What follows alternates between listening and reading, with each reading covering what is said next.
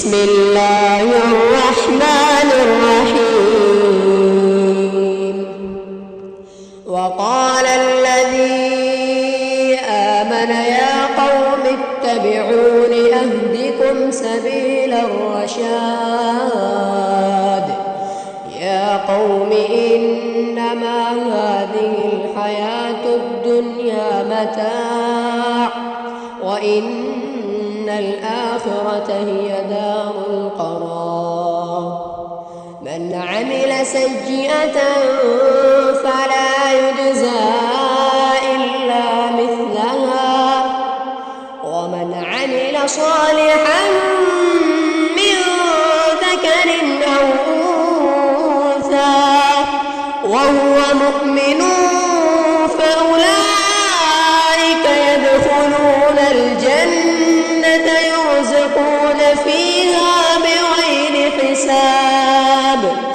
ويا قوم ما لي أدعوكم إلى النجاة وتدعونني إلى النار.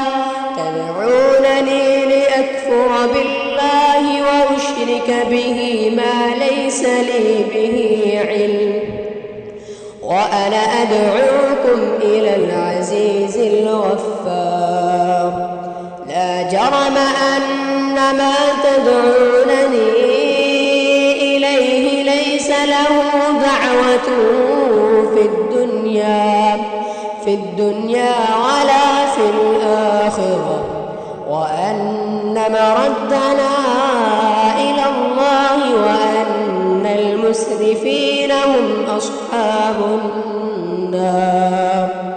فستذكرون ما أقول لكم وأفوض أمري إلى الله إن الله بصير